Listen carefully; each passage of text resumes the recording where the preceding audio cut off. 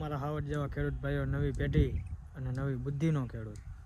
તો આપણે વાડીએ આવ્યા છીએ આજ. ઘણા દિવસ પછી વ્લોગ સ્ટાર્ટ કર્યો છે. આપણે ઘઉં પાકી ગયા છે અને હજી 10 દિવસ ઊભા રહે પછી આપણે કટર મૂકવાનું છે. આપણે બગીચો છે, ટમેટા છે, એવું બધું વાવેલું છે. આમાં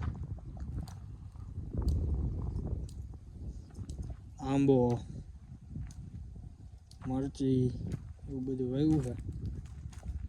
આંબામાં ફાલ આવી ગયો છે જોરદાર. પહેલો ફાલ છે એટલે આપણે કાપી નાખવાનો છે. આપણે એમાં કાંઈ કેરી બેરી લેવાની છે નહીં.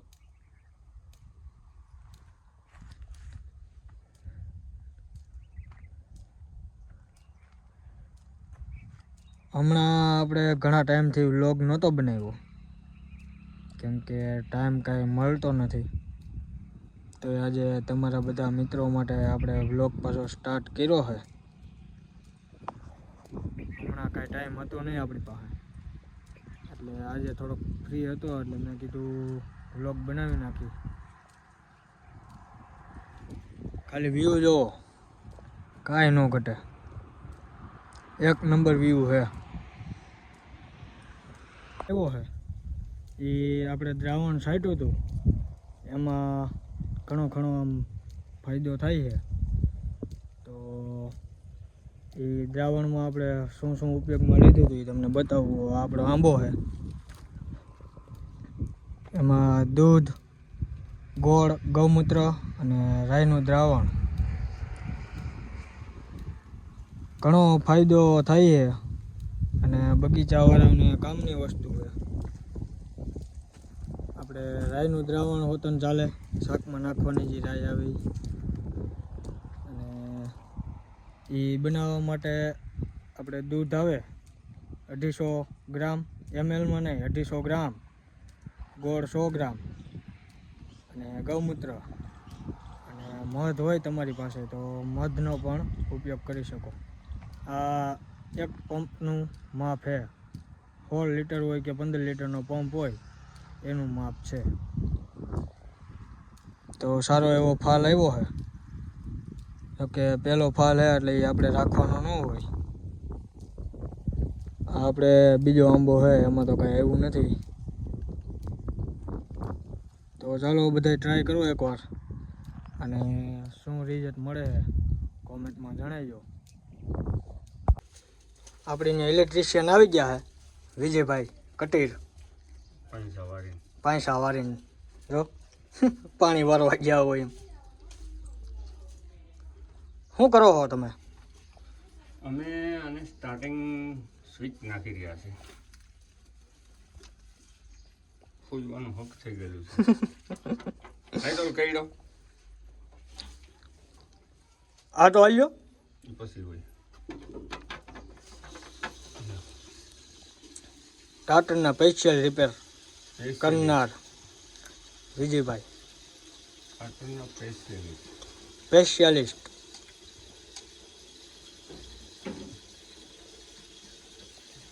કોઈને ટાટર રિપેરિંગ કરાવવું હોય તો ભાઈ નંબર બોલો તો તમારો. બસ લ્યો એ પછી બહુ ટાઈટ ન કરતા.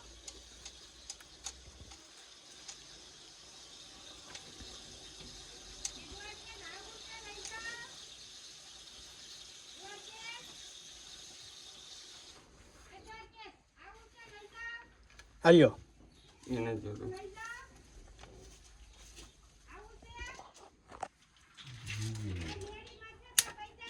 કેમ ફટાઈ ગયા થાય? ઓલો ભરેલો હોય છે હવે ન ફૂટે. હાથમાં ન ફૂટે સારું છે ને, આ મૈડું હતું એમ ફૂટી જાય આગળ. હાથમાં ફૂટ્યો હોય તો મજા આવે. તો સ્પેશિયાલિસ્ટ વિખાઈ જાય. ઝટકો લાગે એમાં કઈ બીજું ન થાય.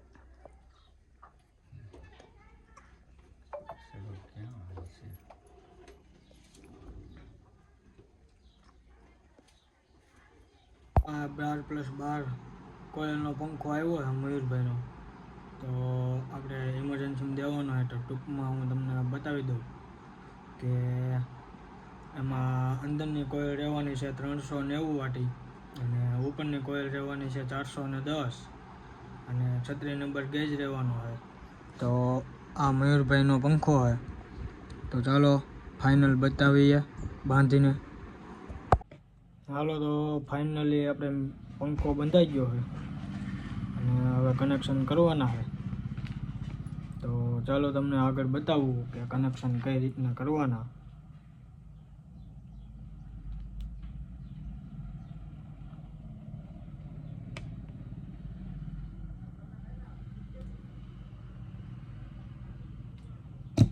પહેલાં બે બાજુથી આપણે છેડા કાઢી લેવાના છે, પછી ભેગા કરીને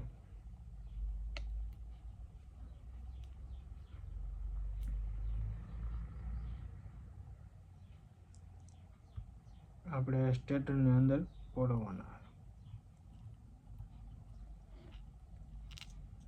આ કમ્પ્લીટ આપણે નીકળી ગયા છેડા.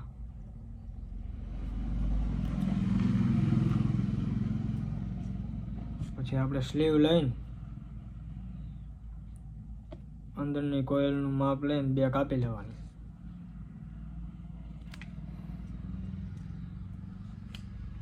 એ રીતની આપણે 4 છેડા નીકળશે એટલે ચારેય છેડાની બે કાપી લેવાની છે અંદર બાજુની. તો આપણે ફાઇનલ કાપી લીધી છે. હવે આપણે ઉપરની કોઇલના છેડા મારવાના છે પહેલાં. તો એમાં મોટી સ્લીવ હાલ છે. સ્લીવ નાખવી ફરજિયાત છે મિત્રો.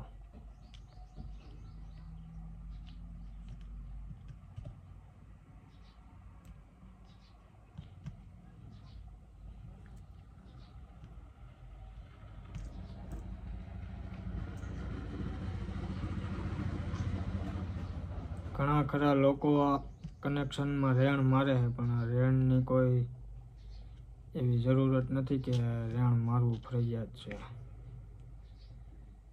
કનેક્શન સરખું થઈ ગયું હોય તો પછી રેણની કોઈ જરૂર પડતી નથી. આ આપણે કનેક્શન થઈ ગયું હોય પીળાનું.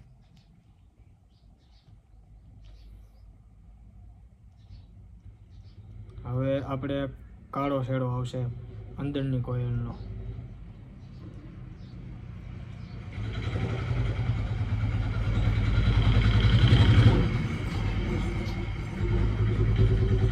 આપણે નાની સ્લીવ ઉપયોગમાં લેવું.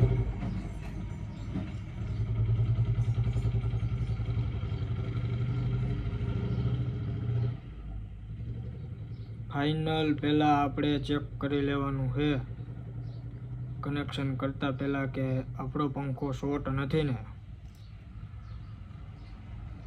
અને જો શોર્ટ હોય તો પછી ચેક કરવાનું છે કે ભાઈ કઈ જગ્યાએ ફોલ્ટ છે. એક તારે બહાર રહી ગયો હોય તો એ શોર્ટ રહે, એટલે એ ભૂલવાનું છે નહીં. અને જ્યાં કોઇલ પૂરી થઈ હોય અને જ્યાંથી સ્ટાર્ટ થતી હોય ત્યાં વચ્ચે પેપર નાખવો ફરજિયાત છે. બે બાજુની સાઈડ પેપર ફરજિયાત આવે, નકર કોઇલ ફાયરિંગ થઈ જાય ત્યાંથી.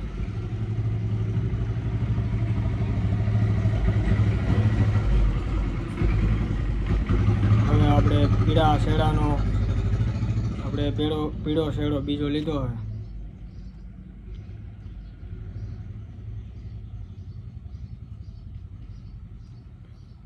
આપણે 3 છેડાના કનેક્શન થઈ ગયા છે ફાઇનલ. હવે એક છેડો બાકી છે.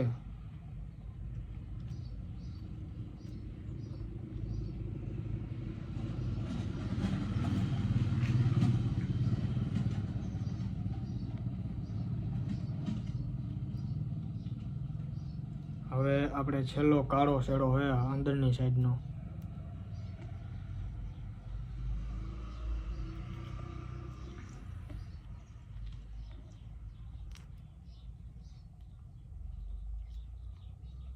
આમાં રેણ મારવાની કોઈ જરૂર પડે એમ છે નહીં, કનેક્શન સરખા થયા હોય તો રેણની કોઈ જરૂરિયાત છે નહીં.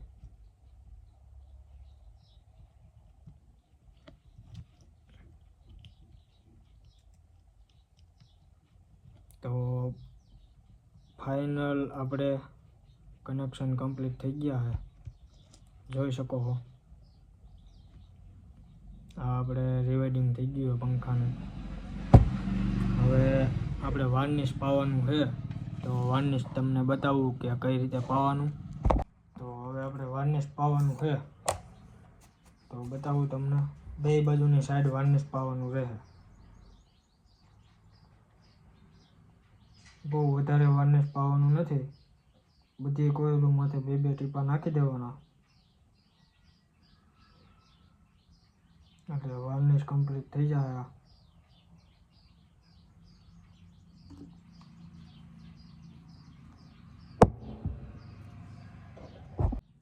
હવે આપણે ઉપરની સાઈડથી નાખીએ.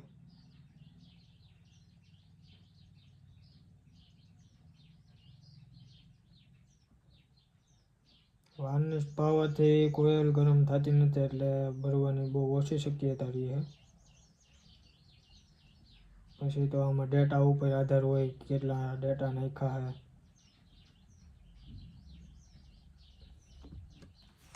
આટી ઉપર આધાર હોય.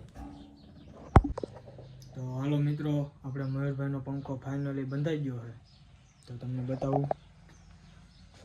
આ મયુરભાઈનો ફાઇનલ પંખો બંધાઈ ગયો છે. જોરદાર ફિટિંગ ને બધું જોરદાર છે.